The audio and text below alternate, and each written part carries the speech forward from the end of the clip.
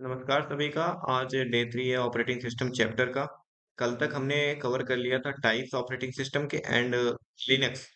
और आज बात करेंगे लिनक्स के कुछ और फीचर्स के बारे में, जैसे सेल, सिस्टम लाइब्रेरी और कर्नल के बारे में हमने बता लिया था आपको। अब आगे बढ़ते हैं, लिनक्स के बारे में कुछ और जानते हैं और इसको डिफरेंसेस समझते हैं हम विंडोज से कैसे ये अलग है। फीचर्स देख लेते हैं ऑफ लिनक्स ऑपरेटिंग सिस्टम। क्या क्या फीचर्स हैं इसके। जैसा कि मैंने बताया कि मल्टी यूजर और मल्टीटास्किंग तो ये पहले से ही होता ही है। मल्टी यूजर का मतलब है कि एक यूजर कई सारे यूजर्स एक ही साथ काम कर सकें, और मल्टीटास्किंग का मतलब है कई सारे टास्क एक बार में कंप्लीट किए जा सकें। और मल्टीटास्किंग तो आपका विंडोज ऑपरेटिंग सिस्टम भी होता है, ये भी मैंने आपको बताया था। आगे देखते हैं। तो ये पोर्टेबिलिटी होती है। पोर्टेबल का मतलब ये नहीं है कि एक जगह से दूसरी जगह पेन ड्राइव में ले जाया जा सके, इसका मतलब नहीं है। पोर्टेबल का मतलब है कि ये कई टाइप के hardware, different type of hardware support करता है। ठीक है। पोर्टेबिलिटी का मतलब ये है यहाँ पे। सिक्योरिटी, ये देखिए, तीन मेन चीजें हैं। वैसे तो ये साइबर सिक्योरिटी चैप्टर से रिलेटेड है, वहां पे मैं इसे डिटेल में बताऊंगा, बट अभी इसे समझे रहेंगे तो काफी अच्छा रहेगा कि सिक्योरिटी में क्या चीजें चेक की जाती हैं। देखिए, पहले तो ऑथेंटिकेशन होता है। कि ऑथेंटिकेशन का मतलब होता है कि जैसे लॉगिन आईडी और पासवर्ड चेक करना, ऐसे। ऑथराइजेशन फिर चेक होता है कि उसको ओपन करना, और फिर क्लोज करना, फिर जब तक है तब तक उसे मैनेज करना, ऑथराइजेशन। एंड एनक्रिप्ट, एनक्रिप्ट मतलब उस पे पासवर्ड लगाना या फिर हटाना, ऐसे। तो ये सब कुछ सिक्योरिटी रिलेटेड टर्म्स हैं जो आपको मालूम होने चाहिए। ऑथेंटिकेशन और authorisation and encryption. Graphical user interface, तो वैसे तो लिनक्स जो है हमारा, ये एक कमांड लाइन यूजर इंटरफेस है।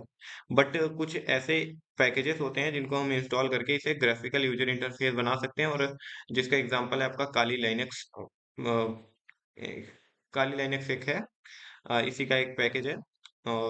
नाम याद रखे रहिए बस, और कुछ अलग सा डिटेल आपको याद नहीं रखना है। एप्लीकेशन सपोर्ट, तो इसके पास खुद की एक ऑन सॉफ्टवेयर रिपोजिटरी होती है। जैसे कि इसके पास खुद का एक सॉफ्टवेयर जहां से इंस्टॉल किया जा सके, जैसे एक एग्जांपल के लिए मान लेते हैं प्ले स्टोर जैसा कुछ। ठीक है। फिर फाइल सिस्टम, इसमें फाइल सिस्टम होते हैं और काफी ज्यादा हायरार्किकल ऑर्डर में होते हैं। जैसे कि विंडोज में क्या होता है, डिस्क वाइज होता है, डिस्क ड्राइव में रखे गए होते हैं सारे। तो वैसे लिनक्स ऑपरेटिंग सिस्टम में होता है हायरार्किकल सिस्टम में, फाइल सिस्टम सारे, और डायरेक्टरीज बनाई जाती हैं। ओपन सोर्स होता है, सबसे मेन पॉइंट ये भी है कि ये एक ओपन सोर्स सॉफ्टवेयर है। डिफरेंसेस जान लेते हैं विंडोज ऑपरेटिंग सिस्टम और लाइनक्स ऑपरेटिंग सिस्टम में। विंडोज ऑपरेटिंग सिस्टम की बात करते हैं तो ये एक प्रोप्राइटरी सॉफ्टवेयर है, कस्टमाइज नहीं किया जा सकता, नॉन कस्टमाइजेबल। फाइल नेम और केस इनसेंसिटिव दिया हुआ है। ठीक है, मतलब कि केस सेंसिटिव नहीं होते। कहने का मतलब कि अगर जैसे मैं अगर एग्जांपल दूं, ये जैसे मैंने कैपिटल एस ए एम लिखा है और स्मॉल एस ए एम लिखा है, तो ये दोनों अलग अलग वर्ड रहेंगे अगर केस सेंसिटिव होता है तो। बट ये केस इनसेंसिटिव है, मतलब कि ये दोनों वर्ड सेम है। ठीक है। तो ये होता है case sensitive, case insensitive. Must boot from primary partition, जब भी बूटिंग की जाती है, जब भी कभी फॉर्मेट किया जाता है, तो ये हमेशा उसके जो जो भी उसका लोकल डिस्क सी रहता है, यानी कि जो प्राइमरी पार्टीशन होता है वहीं से बूट किया जाना चाहिए। और पार्टीशन इसके जो होते हैं वो डिस्क ड्राइव में होते हैं ना, जबकि उसके हायरार्किकल ऑर्डर में होते हैं। One user has administrative privileges, मतलब जितने भी आपने पार्टीशन बना रखे हैं, डी सी बना रखा है, डी बना रखा है, ई बना रखा है, ऐसे ड्राइव बने होते हैं, उसमें से एक जो यूजर होता है, सॉरी, यूजर्स यूजर्स की बात की जा रही है। जैसे यूजर्स आप जब ओपन करते हो तो जितने भी यूजर्स दिखते रहते हैं आपको नाम, सबसे ऊपर कंप्यूटर पे ही, तो उसमें से एक एडमिनिस्ट्रेटिव यूजर होता है, उसके ऊपर ऐसे एक सेटिंग का मार्क बना भी रहता है, तो उससे आप पहचान लगा सकते हो कि कौन सा एडमिनिस्ट्रेटिव यूजर है आपका। और यहाँ पे विंडोज में यूजर होते हैं चार टाइप के: administrator, standard, child and guest user. ठीक है। और लिनक्स ऑपरेटिंग सिस्टम की अब बात करते हैं, तो Linux operating system open source software है। जैसा कि हमने पहले ही बताया वो प्रोप्राइटरी सॉफ्टवेयर है। और customisable to change its look and feel, इसका जो भी लुक है उसको आप कस्टमाइज कर सकते हो, बट यहाँ पे नहीं, ऐसा नहीं है।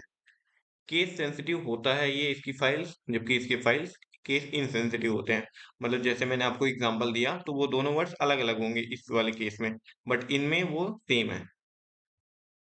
Can be booted from either partition, मतलब कोई भी पार्टीशन आप ले लो वहीं से आप बूट कर सकते हो, जैसे जबकि इसमें इसमें आपके प्राइमरी पार्टीशन से ही बूटिंग होगी तो होगी। Partitions are in hierarchical order, जबकि इसमें ट्राइब्स के रूप में होता है। हायरार्कियल का मतलब होता है कि ऊपर कोई रहेगा, उसके नीचे दूसरे लेवल पे, उसके नीचे दूसरे लेवल पे, ऐसे टाइप में। फिर Linux root user is the super user, मतलब इसमें जो सबसे बड़ा यूजर होता है वो उसका रूट यूजर होता है, और यहाँ पे यूजर्स होते हैं तीन टाइप के, रेगुलर, रूट और सर्विस अकाउंट। तो ये जो रूट वाला है ये सबसे सुपर यूजर है, मतलब कि सबसे बड़ा यूजर। अब आगे बढ़ते हैं, अब उबुंटू की बात करते हैं। अब हमने लिनक्स में देखिए क्या क्या देखा, लिनक्स के पार्ट्स देखे, जैसे कि कोर पार्ट कर्नल को कहा जाता है, और सिस्टम लाइब्रेरीज देखी, और सेल देखा। फिर उसके बाद फीचर्स जाने लिनक्स ऑपरेटिंग सिस्टम के। फिर लास्ट स्लाइड में हमने डिस्कस करा डिफरेंसेस। ठीक है, अभी बात करते हैं उबुंटू ऑपरेटिंग सिस्टम की। ये जो होता है ये लिनक्स बेस्ड ही एक ऑपरेटिंग सिस्टम है। Ubuntu is a complete Linux open source operating system. ठीक है, लिनक्स बेस्ड होता है, और it is free of cost, available for individual community, individuals के लिए ये फ्री ऑफ कॉस्ट है। Linux is the name of the core component of the operating system. Ubuntu includes the very best in translations and accessibility infrastructure. तो ये coding वगैरह के लिए, translation का मतलब है कि कोडिंग वगैरह के लिए, मतलब हाई लेवल लैंग्वेजेस को लो लेवल लैंग्वेजेस में ट्रांसलेट करना, जो कि कंपाइलर एंड इंटरप्रेटर का वर्क होता है, that the free software community has to offer to make Ubuntu usable by as many people as possible। तो ये जो फ्री सॉफ्टवेयर कम्युनिटी है, ये इसे बना रही है usable by as many people as possible, जैसे कि इसकी ट्रांसलेशन और एक्सेसिबिलिटी इंफ्रास्ट्रक्चर काफी ठीक है। Use for both desktop and server use, दोनों के लिए ये अवेलेबल है। Ubuntu includes thousands of pieces of software starting with the Linux kernel version 4.15 and genome. Genome क्या है और KDE क्या है, ये आप हमें बताइएगा, ये आपके लिए होमवर्क हम छोड़ देते हैं। फिर बात करते हैं अगले पॉइंट पे, स्पॉन्सर इसे किसके द्वारा किया गया। स्पॉन्सर मतलब होता है प्रायोजित करना। ठीक है, तो ये कैनोनिकल लिमिटेड अंडरलाइन कर रखा है हमने, तो थोड़ा जो ऐसे कीवर्ड्स आते हैं तो उनको आपको याद रखना है। फिर डिफरेंस जान लेते हैं इसका विंडोज ऑपरेटिंग सिस्टम से, विंडोज ऑपरेटिंग सिस्टम और उबुंटू ऑपरेटिंग सिस्टम। अब जैसे विंडोज ऑपरेटिंग सिस्टम और उबुंटू ऑपरेटिंग सिस्टम देखते हैं, तो प्रोप्राइटरी सॉफ्टवेयर होता है, ओपन सोर्स सॉफ्टवेयर होता है, बट ये डज नॉट सपोर्ट सर्वर, इसमें आप सर्वर नहीं कर सकते, but can also work as server. बाकी अभी जो आने लगे हैं, जैसे Windows 2008, Windows server 2008, Windows server 2012, तो कुछ सर्वर विंडोज की साइड से भी हैं, बट जो मेन चीज है कि डज नॉट सपोर्ट सर्वर, कोई सर्वर मेनली देखा नहीं जाता ना, जिसके लिए ये मेनली जाना जाता है। और नेक्स्ट पॉइंट है कि does not support EXE file, जबकि विंडोज सपोर्ट करता है। EXE फाइल क्या होते हैं, जिनको आप कॉम्प्रेस्ड फाइल बोलते हो ना, तो वो फाइल उबुंटू सपोर्ट नहीं करता। तो एक तरीके से ये फिर नो वायरस बन गया, मतलब कि इसमें वायरस नहीं पाए जा सकते, क्योंकि EXE फाइल से ही वायरस आता है कंप्यूटर में। जब उबुंटू में ये सपोर्ट ही नहीं करता तो वायरस लगभग जीरो। फिर बात करते हैं सिंपल इंस्टॉलेशन। इसका सिंपल इंस्टॉलेशन होता है, जबकि ये जो इंस्टॉल होता है software and tools by terminal, software और टर्मिनल से मतलब सॉफ्टवेयर और टूल्स डाउनलोड करने पड़ते हैं। टर्मिनल मतलब जहां पे हम कमांड्स लिखते हैं।